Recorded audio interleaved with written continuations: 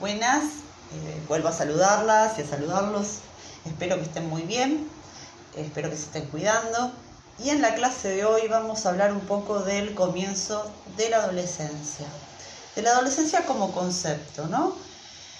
La pregunta que yo había armado, la pregunta que yo había pensado para que empecemos a cuestionar esto de la adolescencia, es esto que les pedí investigar. ¿Siempre hubo adolescencia? ¿Es un concepto que a lo largo del tiempo siempre existió?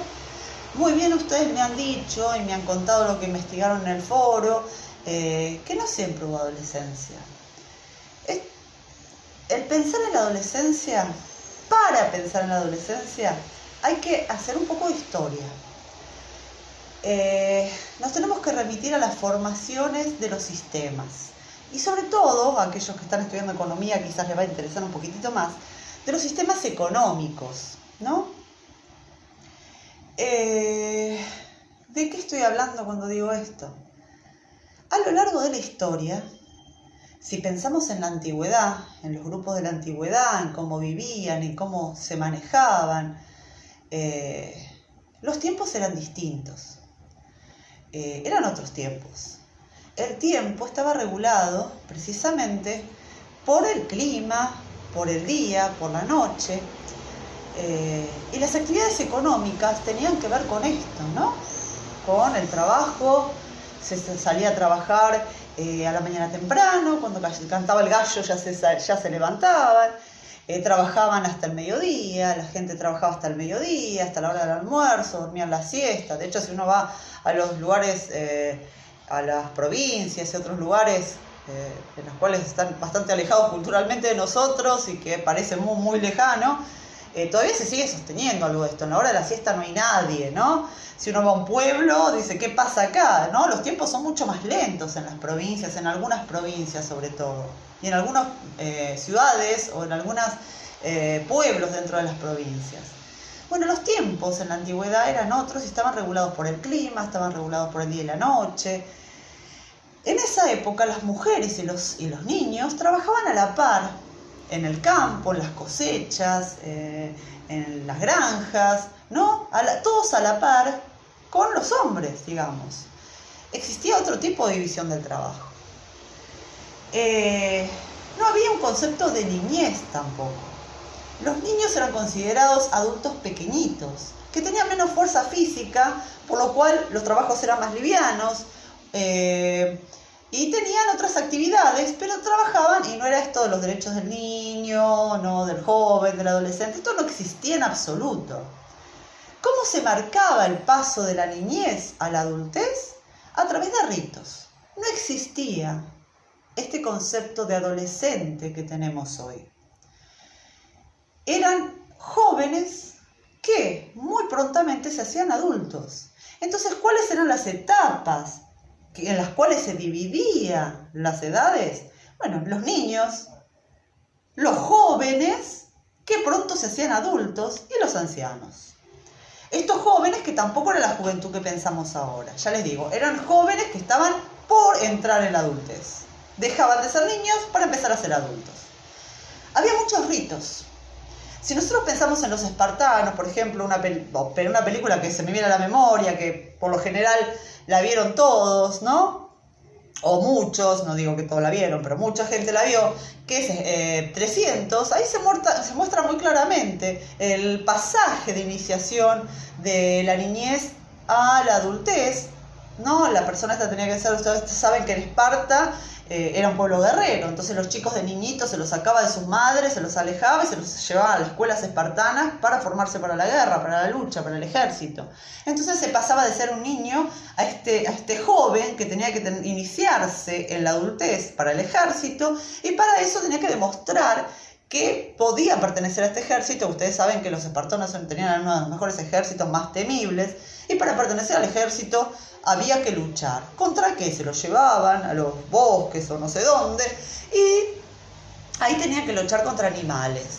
Tenían que venir sanos. Si venían lastimados, o si no venían, no venían. Y si venían lastimados era una gran vergüenza, y no iban a pertenecer al ejército espartano. ¿Qué estoy diciendo con todo esto? Que hay que hubo a lo largo de la historia este pasaje de la niñez a la adultez a través de ritos.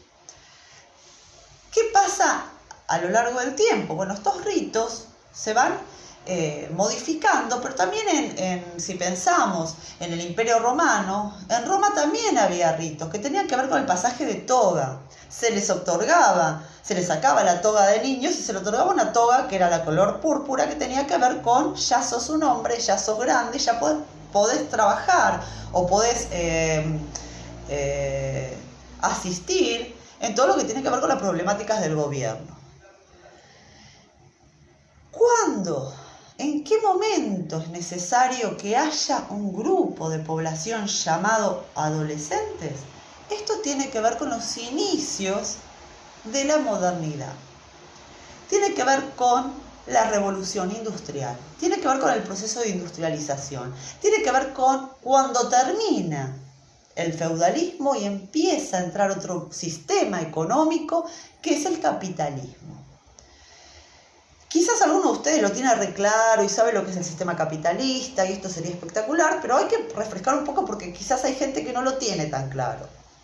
Ustedes saben que, o creo que saben, o pensemos, imaginemos, por eso lo voy a explicar, durante la época feudal, ¿sí? La estructura social era un noble, ¿sí? un rey que pertenecía a la nobleza, y los nobles, la nobleza de sangre, ¿sí? Que eran los vasallos de este rey, los nobles, nobleza de sangre, el clero que pertenecía a la nobleza y un grupo de señores que eran los caballeros. ¿Quiénes eran los caballeros? El ejército. ¿Cualquiera podía pertenecer al ejército? No, los caballeros que pertenecían a este ejército también eran nobles, porque para ser caballeros necesitaban mucho dinero. ¿Por qué? Porque tenían que hacerse ellos, contar con sus armas, con todos sus trajes, ¿no? Con todo lo que te implicaba tener el caballo, tener, no sé, la espada, tener todo lo que necesitaba un caballero. Eso lo tenían que pagar ellos. Ellos tenían que ser nobles. O sea, ¿y por qué pasaba esto? ¿Por qué? Porque la nobleza se iba heredando, por eso la nobleza de sangre, el título de noble, el título de conde, el título de vizconde, era heredado por el hermano mayor. Cuando moría el padre, lo heredaba el hermano mayor. Los otros hermanos tenían que hacer algo. Muchos se iban para el lado del clero, para el lado de la iglesia, y muchos otros se hacían caballeros, pero seguían perteneciendo a la nobleza. ¿Cómo era el sistema económico? Dijimos, era feudal. La relación entre estos nobles y el rey era una relación de vasallaje, ¿no? ¿Qué es esto? Bueno, se le juraba al rey una obediencia absoluta. Se le juraba al rey estar al servicio absolutamente a cambio de la protección del rey. Se le ponía la espada, el rey le ponía la espada en el hombro al noble y le hacía jurar fidelidad. A cambio de esto, el noble tenía que dar tributo, y tanto estamos hablando del impuesto a la ganancia, tenía que rendir impuestos al rey porque lo tenía que mantener. Y a cambio de esto, el rey daba feudos, daba territorios, daba tierras y daba lugares y le daba la protección de que ellos no iban a estar tocados por nadie, que estas tierras iban a ser de ellos. Hay algo importante acá que existía y que se ha perdido a lo largo del tiempo, que tiene que ver con la palabra. Era muy importante la palabra, porque no se firmaban contratos. Los arreglos eran de palabras, por eso hasta hace muy poco tiempo, los 50 más o menos, lo peor que le podía pasar a un hombre, digo un hombre porque era una sociedad muy machista, era no tener palabra. Un hombre de bien tenía palabra. La palabra era el trato, el contrato, y se cumplía. El que no cumplía con su palabra no merecía nada de nadie. En esta época, las relaciones de vasallaje se basaban en la palabra, en la promesa, en un contrato de a dos hablado. Vos me lo prometés, vos me prometés esto, yo te prometo. Vos me prometés que me vas a pagar los impuestos, vos me prometés que me vas a ser fiel, vos me prometés que me vas a proteger, y yo te prometo que nadie te va a tocar. Este era el trato de vasallaje que se hacía con el rey. ¿Dónde habitaban estos señores feudales? En los feudos. ¿Qué eran los feudos? Grandes territorios. Pero cuando hablamos de grandes territorios no estamos hablando de San Martín City, ¿no? No estamos hablando del centro de San Marcos, estamos hablando de extensiones y extensiones del territorio. ¿Quiénes habitaban los feudos? Estos señores feudales, pero además estaban los campesinos que trabajaban para los señores feudales. Estábamos hablando de los artesanos, que eran los que hacían todas las artesanías y todo lo que necesitaban, desde una vasija, una olla, lo que sea, un plato, algo. Y estamos hablando también de los esclavos, ¿no? Y el concepto de esclavitud, no nos vamos a meter en esto, pero simplemente lo nombro, el concepto de esclavitud también fue variando a lo largo de la historia. No eran los mismos esclavos los de la antigüedad que los de esta época. No es lo mismo estos esclavos que los esclavos de la modernidad, estos esclavos que se traían de África, que este es otro tema, pero bueno, lo aclaro. Y no es lo mismo esta esclavitud que, por ejemplo, la esclavitud de un sistema capitalista, donde un obrero se lo tiene trabajando horas y horas, a cambio de nada prácticamente, o de estos locales, estas empresas que tienen gente trabajando encerradas a chicos, a niños, y los explotan. Es otro tipo de esclavitud. El concepto de esclavitud también se fue moviendo a lo largo de la historia. Volvamos a la época feudal. Esta gente vivía dentro de los feudos y tenían que trabajar. Entonces, en las familias de campesinos tenían que trabajar y, como les dije, el momento del trabajo estaba muy determinado por lo climático y por el día y la noche. Las épocas de las cosechas, cuando se sembraba, y todos trabajaban ahí. Cuando se empiezan a poblar o a generar o a gestar las grandes ciudades, hay un movimiento, que ahora vamos a ver, del campo a la ciudad. ¿Por qué se empieza a armar? Esto es un pantallazo histórico, y si me agarra un profesor de historia por ahí me quiere pegar en la cabeza porque estoy volando por la historia. Pero, para que entendamos cómo va surgiendo esta cuestión del adolescente, es importante que entendamos estos puntos históricos. ¿Cómo se va gestando esto? Bueno, se empiezan a industrializar. Pero ¿quiénes son los señores que empiezan a industrializar? Y acá hay un punto fundamental para entender el sistema en el que estamos viviendo. Nosotros vivimos en un sistema capitalista. ¿Qué es esto?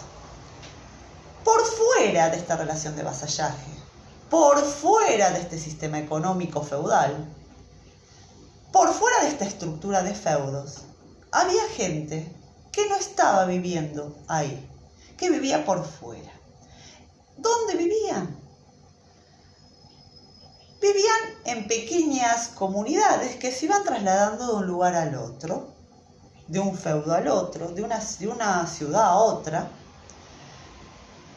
en ese momento no habían países, así que es medio complicado explicarlo, ¿no? Pero de un sector poblacional a otro, iban y venían. ¿Dónde vivían? ¿Dónde vivían? ¿Cómo se llamaba el lugar donde vivía esta gente? Se llamaban burgos. ¿Quiénes habitaban estos lugares? Y ahí empezamos a ver si nos suena algo de esto. Los burgueses. La palabra burguesía viene de estos señores que habitaban los burgos. ¿Quiénes habitaban los burgos? Iban de una ciudad a la otra, conocían los dialectos y diferentes idiomas. Los comerciantes. Los comerciantes no pertenecían a esta relación de vasallaje. Iban por fuera, comercializaban por todos lados y además eran los que sabían cómo eran las culturas de todas partes, cómo eran los dialectos e idiomas de todos lados, porque tenían que relacionarse. Estos señores burgueses iban cobrando de un lugar al otro e iban juntando dinero. ¿Cómo se le llama al dinero? Y cuando hablo de dinero, no hablo solamente de un billete o una moneda. Digo, iban juntando mercancía, mercadería de valor, oro, plata. A todo esto se le llama, ¿no? Lo podríamos decir dinero. Pero este dinero no era dinero, sino que era capital. Iban juntando capital.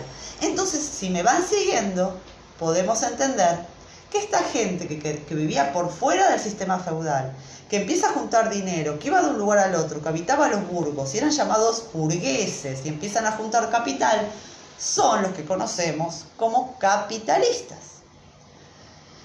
¿A quiénes le iba a convenir más que a esta gente la industrialización? Son los que más capital ponen para que se industrialice. ¿Para qué?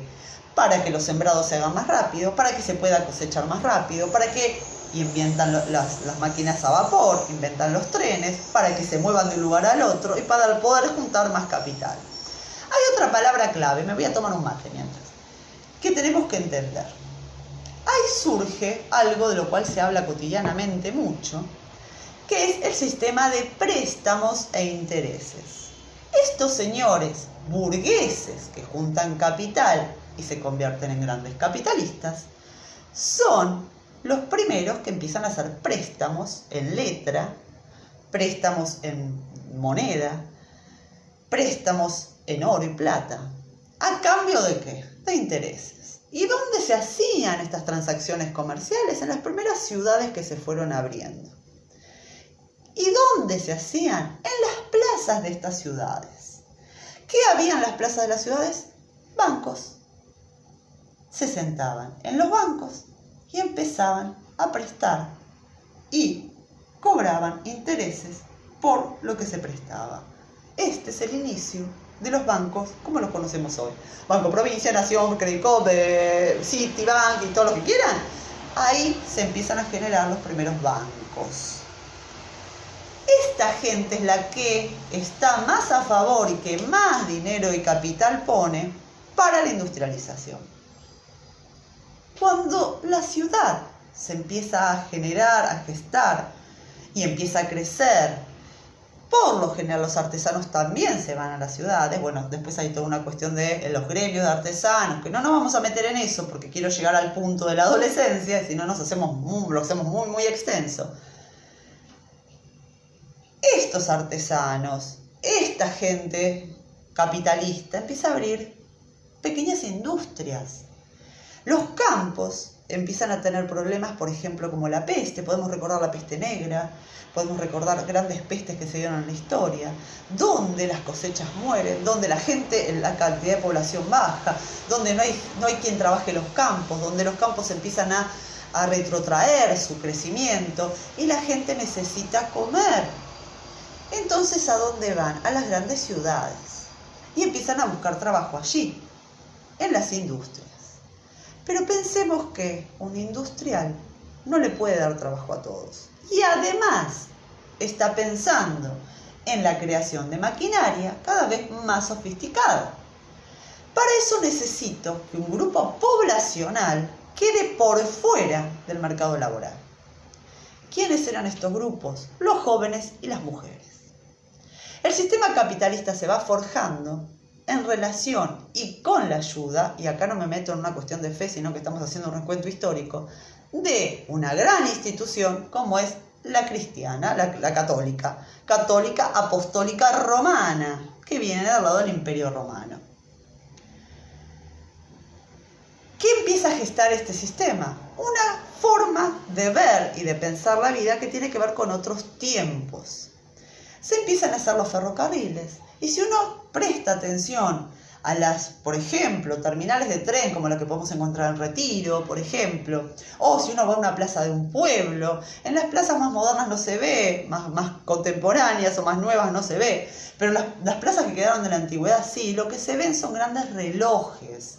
El tiempo empieza a ser otro, el tiempo se empieza a mover, el tiempo empieza a marcarnos velocidad, todo tiene que ser rápido, porque si no, no es funcional y si no, no deja dinero.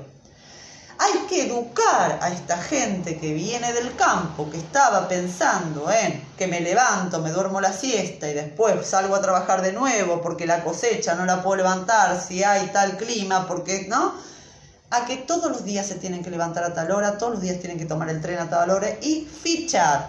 No sé si alguno de ustedes sabe, no sé qué edades tienen, la gente más grande como yo lo sabe. En las fábricas antes se fichaba con una tarjetita, ahora está todo mucho más modernizado y bueno, hay numeritos y qué sé yo. Antes era una ficha, por eso se llama fichar, donde estaba el nombre y apellido y uno cuando llegaba tenía que apoyar la fichita, o sea, la tarjeta, digamos, en esa maquinita que decía a qué hora entraba y cuando se iba tenía que marcar y fichar para ver a qué hora salía de la fábrica. Tenía que llegar a horario. Entonces hay que educar a la población para este nuevo sistema económico que es el capitalista. Un grupo de gente queda por fuera, al cual y a la cual hay que educar. Por lo tanto, se piensa pensar que hay un grupo de jóvenes que no saben y que además, ustedes creo que lo saben, la juventud de por sí es muy revolucionaria. La juventud de por sí es muy rebelde. ¿Qué hay que hacer con esta juventud? Hay que frenarla y hay que ponerle reglas. Para eso tienen que ir a la escuela.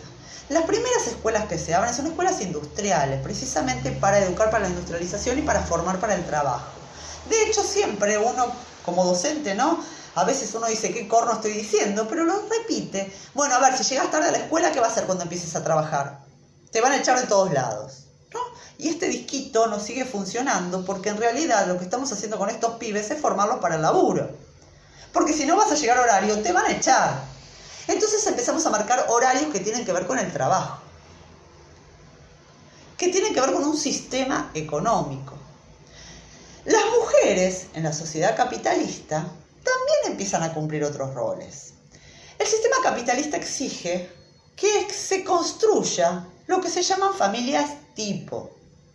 Fíjense que aún hoy, cuando uno habla de la canasta básica, la canasta básica familiar, de lo que estamos hablando es de la canasta básica para una familia tipo. ¿Qué sería una familia tipo? Padre, madre y 2 hijos. Fíjense que aún hoy seguimos hablando de esto, de una familia tipo y de una canasta básica para una familia tipo. ¿De dónde surge? ¿Tipo qué? ¿Tipo cuándo? ¿No? ¿Por qué tipo? Las familias en el campo necesitaban tener muchos hijos. ¿Por qué?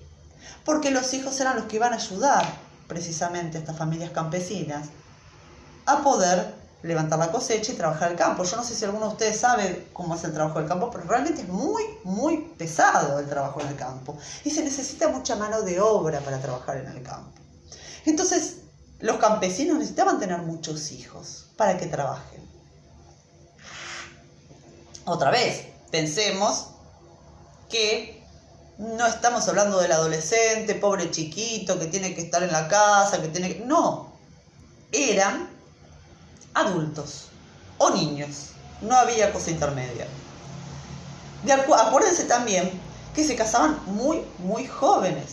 Las mujeres a los 12, 13, 14 años ya eran dadas en matrimonio, ya formaban sus propias familias y ya trabajaban a la par que los adultos que hoy pensamos que son adultos. Entonces, en esta antigüedad, todo lo que marcaba este sistema que tiene que ver con el sistema económico del campo, el feudo, el trabajo agrario, el trabajo agropecuario, el trabajo, todo lo que pensemos nosotros, está muy alejado de lo que le sería un sistema capitalista. De fábrica, de tiempos cortos, va surgiendo durante la modernidad los McDonald's. Acuérdense que los hermanos McDonald's fundan las primeras comidas rápidas que eran churrasquitos, ¿no? Los hermanos McDonald's. Bueno, era esto, no hay tiempo para ir a tu casa a comer en familia. No. Dale, comé y tenés media hora y seguí laburando.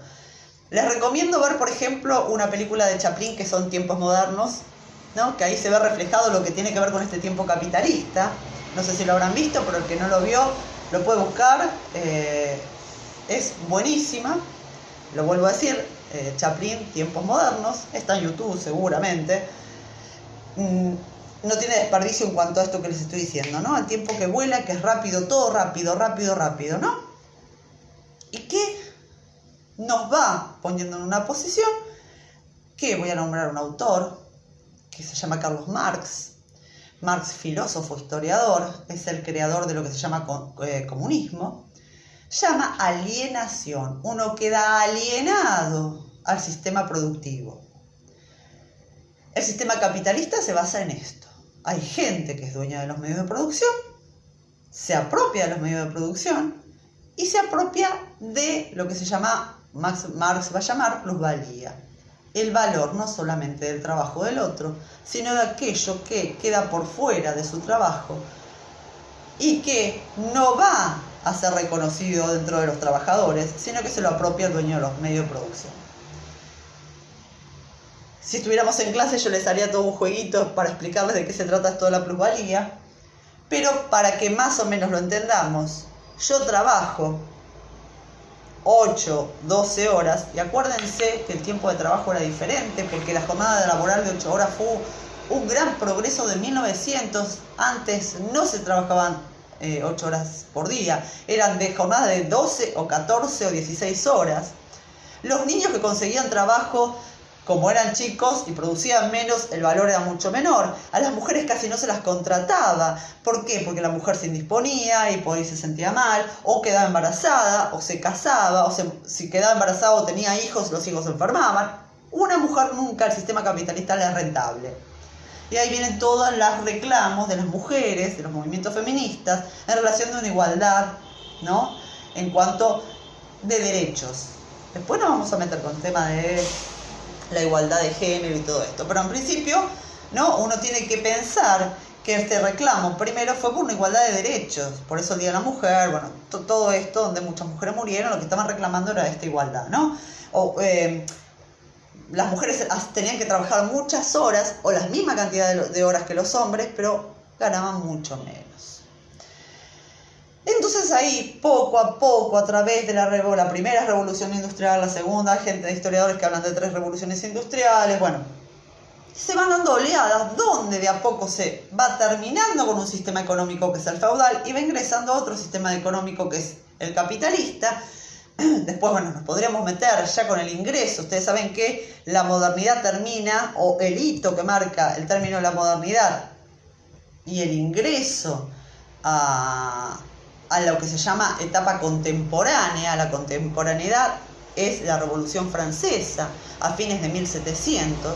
Ahí donde se instala realmente un sistema capitalista, donde son los burgueses. Una revolución, siempre se dijo que es, y fue una revolución burguesa. La burguesía es la que incita a terminar con la monarquía y establecer un nuevo sistema económico y social y político. Ahí es donde empieza la modernidad. Bueno, todo este pasaje, todo este tiempo va pegado a la idea de un joven adolescente que necesita ser formado para, que necesita ser educado para, que necesita frenarlo. Ya no participas más en las cuestiones de adultos. Yo te digo cuando vos podés hacerlo. Ahora vos sos adolescente. A es un prefijo que es una negación. No tiene, adolece. El joven adolece, no tiene todavía capacidad. Y si nosotros nos ponemos a pensar, cuando hablamos y pensamos en los adolescentes, y esto es muy rico y muy gracioso cuando lo hacemos en clase porque cada uno va diciendo, ¿no? Cuando uno piensa en las características de un adolescente, pensemos, ¿cómo describimos a un adolescente? Pensemos a un chico que está entrando en la adolescencia, ¿y cómo lo describimos? Yo les tiro algunas, cada uno de ustedes en su casa se acordará o recordará cómo fue llamado, cómo llama a sus hijos o qué sé yo.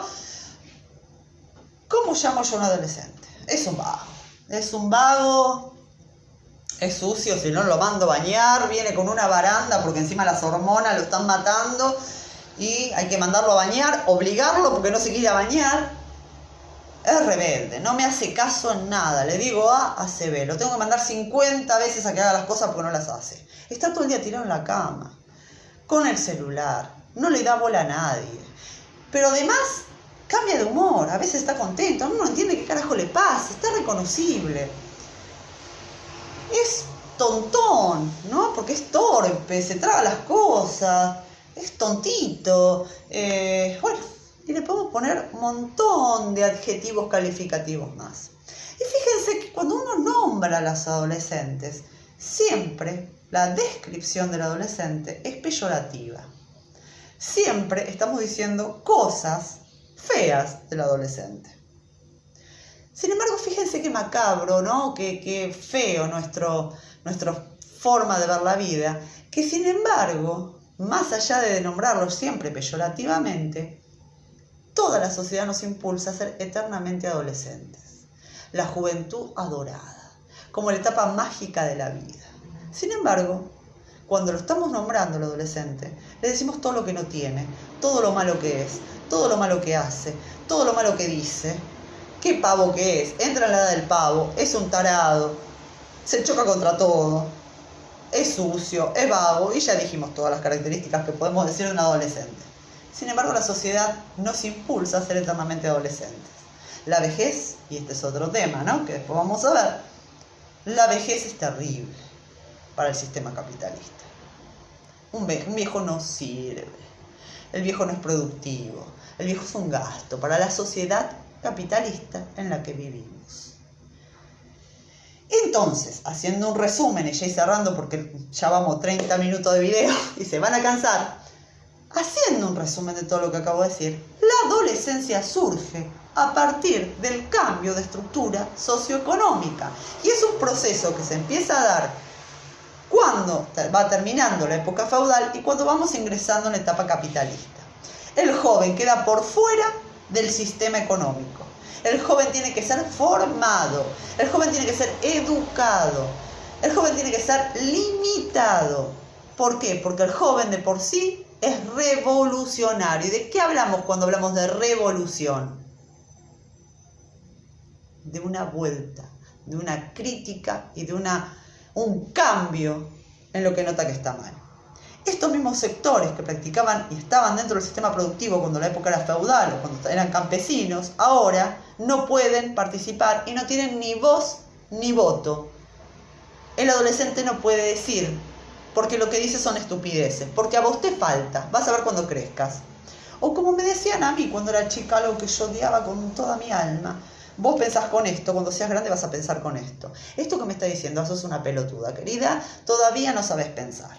Cuando seas grande vas a pensar, ahora lo único que haces es manejarte por emociones. En ese lugar es en el que ponemos a los adolescentes. ¿Para qué? Para que se callen, para que no digan, para que se duerman. Y viene una sociedad ultracapitalista, neoliberalista, que azota con lo poco que pueda decir un adolescente. Ustedes fíjense que nosotros venimos de una historia muy terrible en nuestro país y en toda América Latina, que tiene que ver con las dictaduras militares, donde los adolescentes salían a reclamar por sus derechos. No se olviden que la noche de los lápices fue una noche en la que, fue toda una movida, en que esa noche se castigó, se secuestró, se violó y se torturó un grupo muy importante de jóvenes que estaban pidiendo por un boleto estudiantil. Si uno lo ve de ahora y dice, qué pelotudez, sí, ¿sabes qué? Les querían ir a la escuela y no pagar el boleto, pagar un mínimo, no pagar lo mismo que todos. Por esto fueron secuestrados. Los adolescentes querían cambiar el sistema. Los adolescentes querían sus derechos, el derecho de todos. Los adolescentes luchaban por modificar y no adaptarse a un sistema económico que los perjudicaba y que perjudicaba a sus padres también, porque también estaban viendo cómo sus padres estaban siendo explotados por el sistema capitalista. ¿Qué se hizo con eso? Bueno, la dictadura militar en nuestra Latinoamérica se encargó de hacerlos callar, pero le damos el golpe de gracia. Alcohol y drogas, chicos. Les damos la droga y después los llamamos drogadictos y después los llamamos boludos. Y después les decimos que no saben pensar y que están todo el día la pelotudez, pensando en el boliche, en la droga, en el baile, en el alcohol.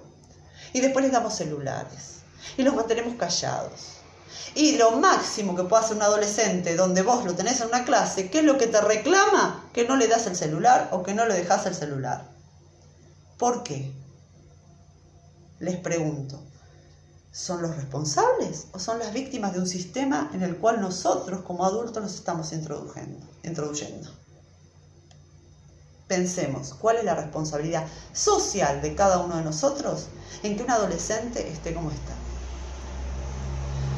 ¿Cuál es la responsabilidad de nosotros, de cada uno de nosotros, para que los adolescentes les importe un cuerno estudiar? Si nosotros, los adultos, no le damos sentido al estudio. La gran pregunta de un adolescente es, ¿para qué quiero yo saber esto que me estás diciendo vos? ¿Para qué? ¿Para qué me sirve estudiar? Antes, en la época de los primeros inmigrantes, los inmigrantes que por lo general, bueno, yo soy nieta de inmigrantes, ¿no? La posibilidad del estudio es una posibilidad de ascenso social.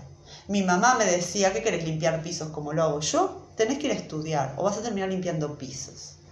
Mi papá me decía, vos vas a ir a estudiar porque no vas a trabajar en una fábrica toda tu vida. Eso es lo que me enseñaron a mí. Ahora, ¿qué le enseñamos a los jóvenes hoy? Si no hay pegada a la educación una posibilidad de ascenso social. Tenés que ir a estudiar para ir a terminar el secundario y poder estar como cajero o como repositor en un supermercado.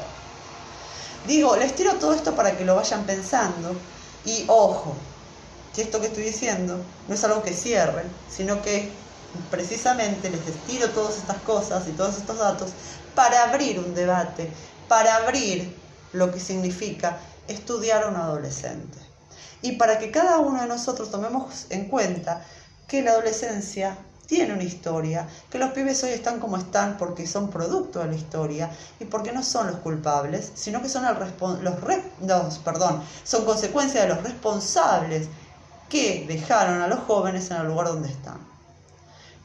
Bueno, creo que termino hasta acá porque me van a matar con un video tan largo. Igual les voy a seguir trayendo videos, subiendo los videos, y los espero y las espero en el foro para que me comenten si les pareció claro, si quedó algo que no se entendió, lo vuelvo a explicar o lo explicamos de otra manera. Seguramente me quedaron muchas cosas por afuera porque en 35, casi 36 minutos es medio imposible dar todo. Estaría bueno que podamos debatir en el foro, que me cuenten lo que piensan, que seamos críticos. Nada, este video es para abrir el tema, no para cerrarlo. Este tema va a estar abierto durante todo nuestro año, en principio de esta manera, y esperemos que pronto sea de forma cercana como me gusta a mí. Bueno, nada, les quiero mandar un gran beso. Por favor, cuídense, cuidemos a todos, cuidémonos entre todos, para que esto termine muy pronto y podamos volver a nuestras vidas cotidianas y encontrarnos cada semana en las aulas como a mí me encanta que sea. Les mando un beso muy grande y bueno, estaremos en contacto y los sigo esperando para que nos podamos comunicar. Chau.